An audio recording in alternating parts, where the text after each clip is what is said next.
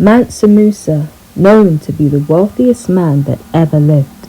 The question is how. The man who took the Mali Empire to higher heights. The king of gold.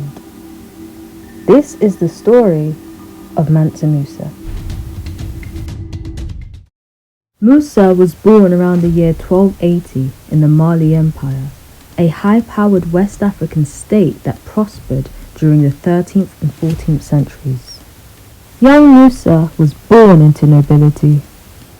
His paternal grandfather, Abu Bakr, was the brother of Sandiata Keita, the founder of the Mali Empire. The compulsory military political training did not skip this young noble, and he was widely versed on the ongoings of the world. Islam had been implemented into the Mali Empire before Musa was born, so he was also trained and raised with Islamic values. In the 14th century, the Mali Empire was ruled by the 9th Mansa, Abu Bakr II. Abu was enticed by the ocean. He wanted to know what was beyond the Atlantic. He was dedicated to this undertaking.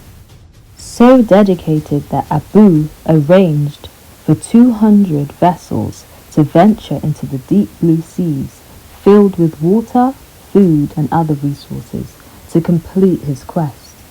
On this expedition, only one ship returned, and the others got lost because of the fast-moving channels at sea. This didn't stop Abu. Abu then organized for 10 times the amount of ships to be built, and it was he that personally led this crusade, where he left his little brother in charge of the Mali kingdom whilst he was on his pursuit.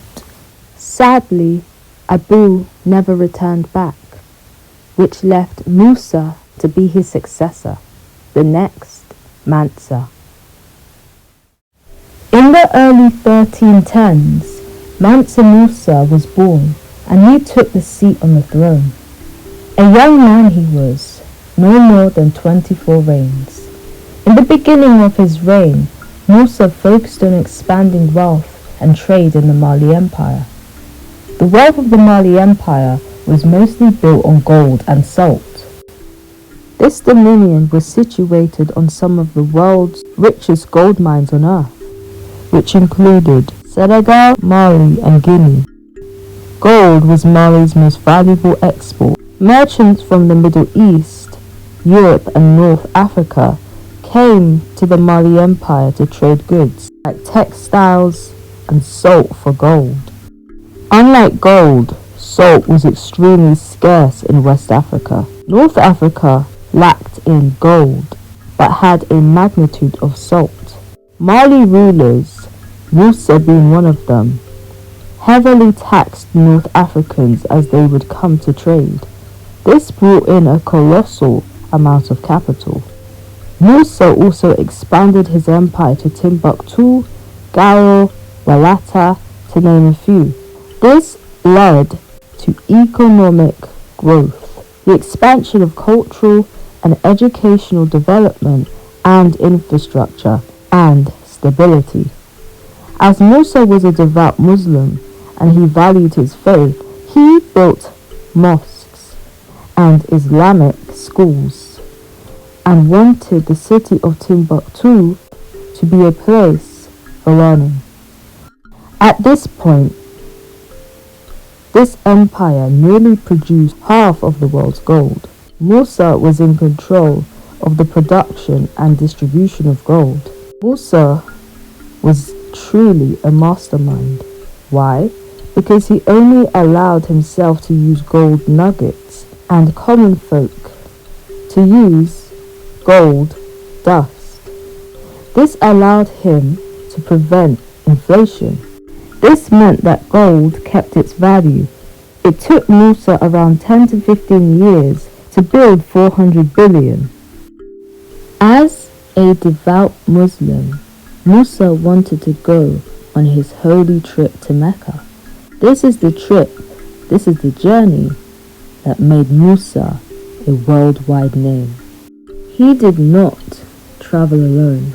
His caravan, that was so enormous it looked like a moving city, carried 60,000 soldiers, servants, merchants, 12,000 slaves, who all hung on to gold bars, around 100 camels, each one carrying hundreds of pounds of gold dust,